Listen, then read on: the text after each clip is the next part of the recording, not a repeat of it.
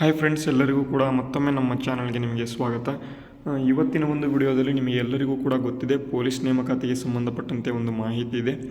ಅದನ್ನು ಈ ಒಂದು ವಿಡಿಯೋದಲ್ಲಿ ಹಂಚಿಕೊಳ್ಳೋದಕ್ಕೆ ಬಂದಿದ್ದೇನೆ. ಅದಕ್ಕಾಗಿ ವಿಡಿಯೋನ ಸ್ಕಿಪ್ ಮಾಡದೆ ಸಂಪೂರ್ಣವಾಗಿ ನೋಡ್ತಾ ಹೋಗಿ. ಅದಕ್ಕೂ ಮುಂಚೆ ನೀವೇನಾದರೂ ಫಸ್ಟ್ ಟೈಮ್ ನಮ್ಮ ಚಾನಲ್ನ ನೋಡ್ತಾ ಇದ್ದರೆ ಎಲ್ಲರೂ ಕೂಡ ತಪ್ಪದೇ ಚಾನಲ್ನ ಸಬ್ಸ್ಕ್ರೈಬ್ ಮಾಡ್ಕೊಳ್ಳಿ. ಮುಂದೆ ಬರ್ತಕ್ಕಂಥ ಎಲ್ಲ ವಿಡಿಯೋಗಳನ್ನು ನೀವು ನೋಡ್ಕೊಳ್ತಾ ಹೋಗ್ಬೋದು. ನೋಡಿ, ಮೊದಲನೇದಾಗಿ ಈಗ ಇತ್ತೀಚೆಗೆ ಬೆಳಗಾವಿ ಅಧಿವೇಶನ ಅಥವಾ ಇಲ್ಲಿ ಸಂಸತ್ತಿನ ಒಂದು ಅಧಿವೇಶನ ಇದೆ, ಅದು ಇಲ್ಲಿ ನಡೆದಿರ್ತಕ್ಕಂಥದ್ದು. ಆ ಒಂದು ಅಧಿವೇಶನಕ್ಕೆ ಸಂಬಂಧಪಟ್ಟಂತೆ ನಮ್ಮ ಒಂದು ವಿಧಾನಸಭೆಯ ಒಂದು ಚಳಿಗಾಲದ ಅಧಿವೇಶನ ಈ ಕಡೆ ನಡೆಯುತ್ತೆ. ಅದರಲ್ಲಿ ಒಂದು ಇಂಪಾರ್ಟೆಂಟ್ ಆಗಿರ್ತಕ್ಕಂಥ ಮಾಹಿತಿಗಳು ಬಂದಿದ್ದಾವೆ, ಯಾವ್ಯಾವ ಇಲಾಖೆಗಳಲ್ಲಿ ಎಷ್ಟೆಷ್ಟು ಹುದ್ದೆಗಳು ಖಾಲಿ ಇದ್ದಾವೆ ಮತ್ತು ಇಲ್ಲಿ ಯಾವಾಗ ನೇಮಕಾತಿ ಮಾಡ್ಕೊಳ್ತೇವೆ ಅಂತ. ನೋಡಿ, ಮೊದಲನೇದಾಗಿ ನಿನ್ನೆ ಒಂದು ವಿಡಿಯೋದಲ್ಲಿ ಇದನ್ನು ಕೂಡ ಹೇಳಿದ್ದೆ, ವಿತ್ ಪ್ರೂಫ್ ಹೇಳಿದೆ, ಬೆಳಗ್ಗೆ ಏನೇನು ನಡೀತಿದ್ದೇವೆ ಅಂತ.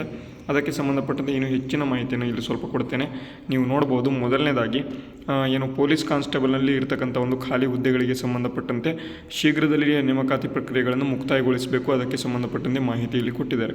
ನೋಡಿ, DSI ಅಥವಾ ಡಿಟೆಕ್ಟಿವ್ ಸಬ್ ಇನ್ಸ್ಪೆಕ್ಟರ್ ಅಂತ ಕೊಟ್ಟಿದ್ದಾರೆ. ಟೋಟಲ್ ಆಗಿ ಕಲ್ಯಾಣ ಕರ್ನಾಟಕ ಮತ್ತು ಕಲ್ಯಾಣ ಕರ್ನಾಟಕೇತರ HK ಮತ್ತು ನಾನ್ HK ಕೊಟ್ಟಿದ್ದಾರೆ. DSI 5 ಹುದ್ದೆಗಳು HK ಇದ್ದಾವೆ, ನಾನ್ HK 15 ಇದ್ದಾವೆ. ಹಾಗೆ ಸಶಸ್ತ್ರ police constable APC constable 275 HK ಇದ್ದಾವೆ, 1375 ನಾನ್ HK ಇದ್ದಾವೆ. ಟೋಟಲ್ ಆಗಿ 1650 ಆದವು. ಮತ್ತು ಸಿವಿಲ್ ಪೊಲೀಸ್ ಕಾನ್ಸ್ಟೇಬಲ್ 610 HK, 3500 ನಾನ್ HK, 4110 ಆಯಿತು. ನೆಕ್ಸ್ಟು ಇಲ್ಲಿ KSRP ಪೊಲೀಸ್ ಕಾನ್ಸ್ಟೇಬಲ್ 532 HK, 1500 ನಾನ್ HK, ಇಲ್ಲಿ 2032 ಹುದ್ದೆಗಳು ಇದ್ವು. ಪೊಲೀಸ್ ಕಾನ್ಸ್ಟೇಬಲ್ KSISF ಅಂತ ಇದ್ದಾವೆ, HK ಇಲ್ಲಿ 340 ಇದ್ದಾವೆ. ಮತ್ತು ಇಲ್ಲಿ ಕ್ರೀಡಾ ಮೀಸಲಾತಿ ಅಂತ ಕೊಟ್ಟಿದ್ದಾರೆ ಮತ್ತು PSC ಮತ್ತು ಪೊಲೀಸ್ ಕಾನ್ಸ್ಟೇಬಲ್ ಹುದ್ದೆಗಳು ಅಂತ ಕೊಟ್ಟಿದ್ದಾರೆ, 104 ಅಂತ ಕೊಟ್ಟಿದ್ದಾರೆ. ಇಲ್ಲಿ HK ನಾನ್ HK ಅಂತ ಎಲ್ಲೂ ಕೂಡ ವಿಂಗಡಣೆ ಮಾಡಿಲ್ಲ, ಈ ರೀತಿಯಾಗಿ ಕೊಟ್ಟಿದ್ದಾರೆ. ಟೋಟಲ್ ಆಗಿ 1762 HK ಕಲ್ಯಾಣ ಕರ್ನಾಟಕೇತರ ಅಥವಾ ನಾನ್ HK ಇಲ್ಲಿ 6390, ಹಾಗೆ ಟೋಟಲ್ ಆಗಿ 8256 ಹುದ್ದೆಗಳು ಇಲ್ಲಿ ಬರ್ತವೆ ಅಂತ ಹೇಳಿದ್ದಾರೆ.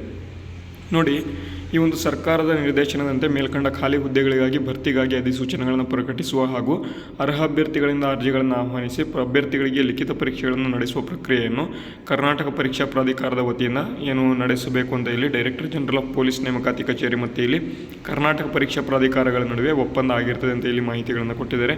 ಈ ಮಧ್ಯೆ ಪ್ರಸ್ತುತ ಕರ್ನಾಟಕ ರಾಜ್ಯದಲ್ಲಿ ಮೀಸಲಾತಿಯು 50% ಹೆಚ್ಚಾಗಿರೋದ್ರಿಂದ ಮಾನ್ಯ ರಾಜ್ಯ ಉಚ್ಚ ನ್ಯಾಯಾಲಯದಲ್ಲಿ ರಿಟ್ ಪಿಟಿಷನ್ ಸಂಖ್ಯೆ ಇಲ್ಲಿ ಇರತಕ್ಕಂಥದ್ದು.